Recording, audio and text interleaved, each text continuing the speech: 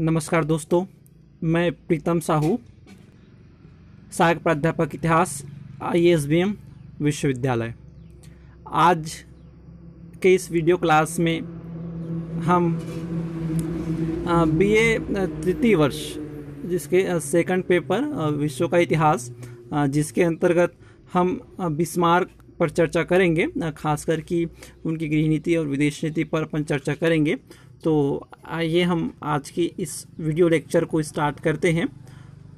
चलिए, तो आज हम देखेंगे कि विश्व इतिहास में बिस्मार्क का क्या योगदान है और उनकी जो है नीतियाँ किस प्रकार है, इस पे अपन चर्चा करेंगे।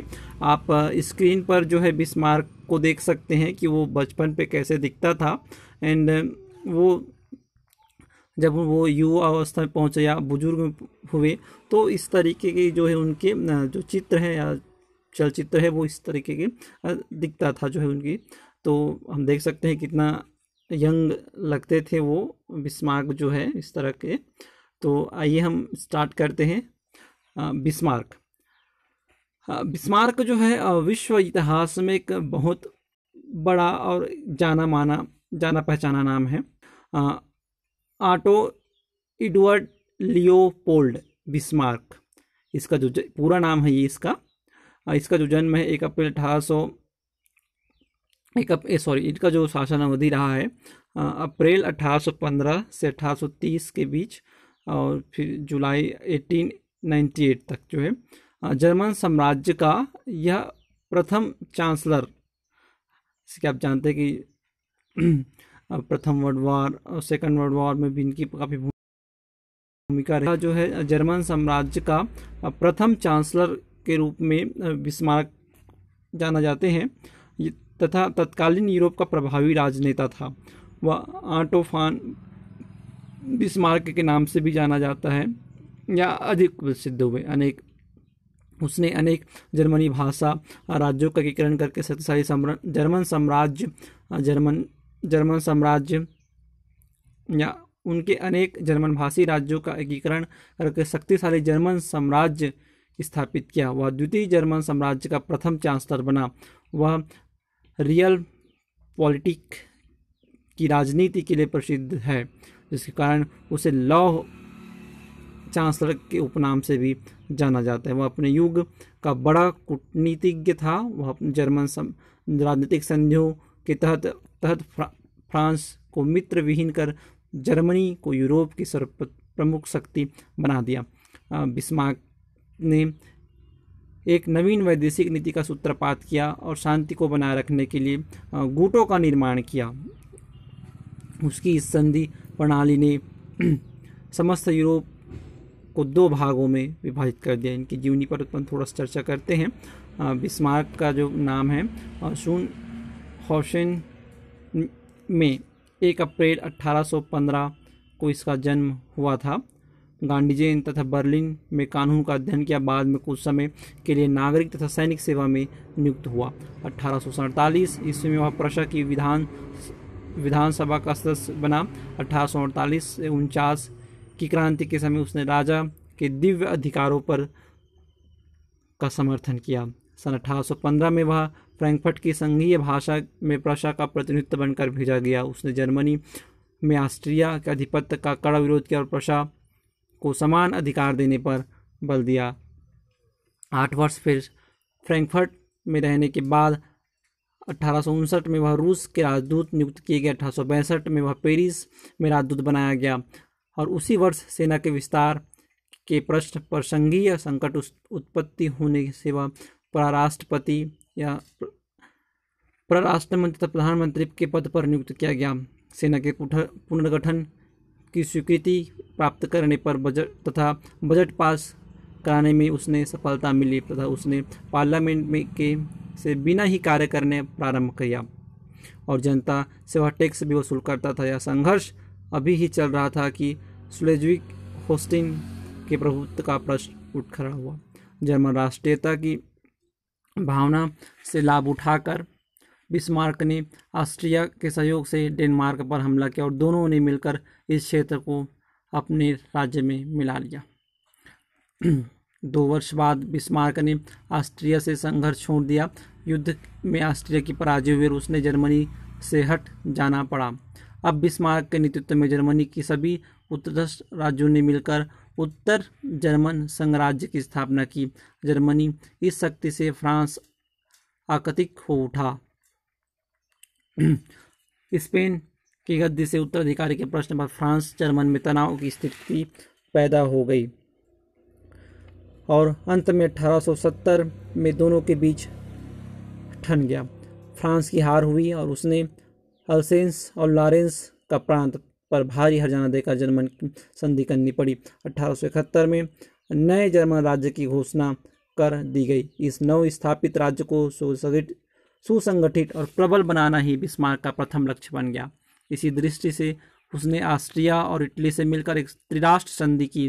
पोप की अमोघ सत्ता का खतरा कम करने के लिए उसने कैथोलिक के सख्त विरोध के लिए कई कानून बनाए और समाजवादी आंदोलन के दमन का भी प्रयत्न किया। इसमें उसे अधिक सफलता नहीं मिली। साम्राज्य में के तनाव और असंतोष की स्थिति उत्पन्न हो गई। अंततः सन 1890 में नए जर्मन सम्राट विलियम द्वितीय की में मतभेद हो गया के कारण उसने त्यागपत्र दे दिया।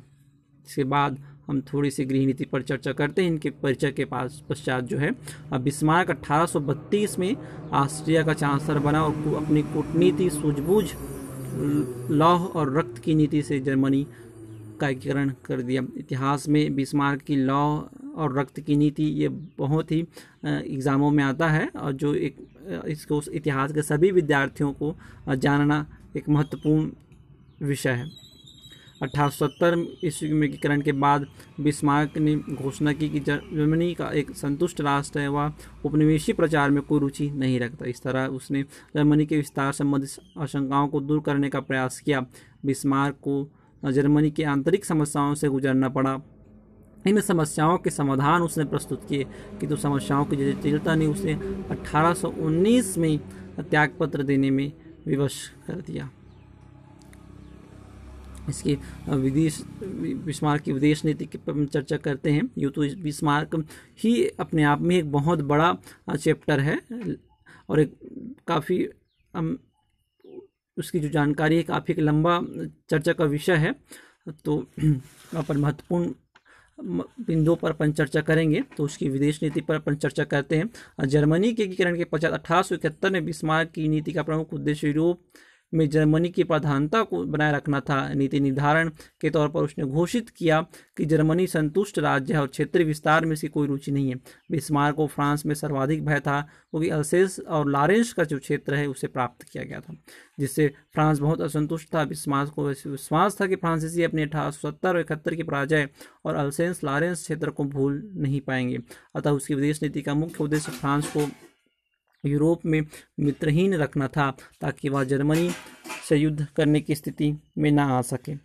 अतः इस तरह बिस्मार्क की विदेश नीति के आधारभूत सिद्धांत थे व्यवहारिक और सर्वाधिक कूटनीति का प्रयोग कर जर्मन विरोधी शक्तियों को अलग थलग रखना एवं फ्रांस को मित्र विहीन बनाना, उदारवाद का विरोध एवं सैन्यवाद में आस्था रखना इनकी विदेश नीति का एक प्रमुख हिस्सा है। उसकी संधि प्रणाली के प्रतिसंधियों को जन्म दिया, फलतः यूरोप में तनाव का वातावरण बन गया।